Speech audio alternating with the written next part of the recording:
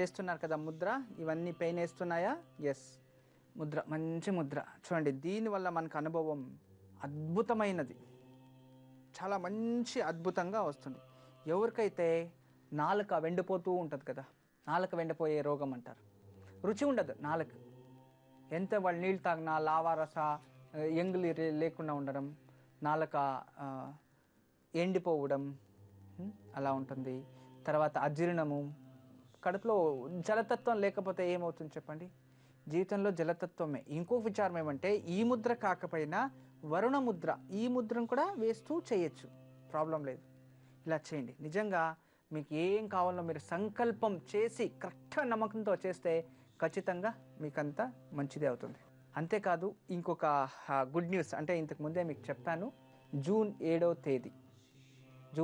తేదీ వైజాగ్లో ఆంధ్ర యూనివర్సిటీ గ్రౌండ్స్లో 7వ తేదీ సాయంత్రము విశేషంగా నేను అక్కడ వస్తున్నాను.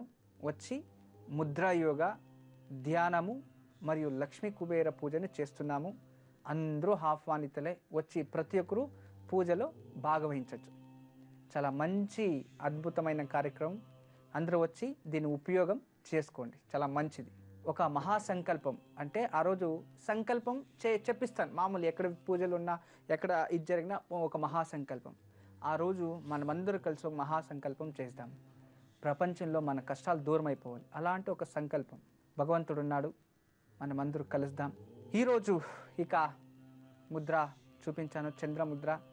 చంద్రుని నుండి మనకి ఎన్నో లాభాలు లభిస్తాయి, మనకి ఎన్నో అనుకూలాలు జరుగుతాయి. అంతేకాకుండా ఇంతకు ముందు కూడా మీకు సూర్యముద్ర చెప్పించాను. ప్రతి సోమవారం ఈ ముద్ర చేయండి. చంద్రుని నుండి ఎలాంటి ఆపత్తులు రావు. చంద్ర మనసుకారకుడే కాకుండా మాతృకారకుడు కూడా. ఈ చంద్ర మంత్రాన్ని జపిస్తూ వస్తే మాతృదోషాలు ఎవరికైనా ఉంటే ఆ దోషాలు కూడా వెళ్ళిపోతాయి.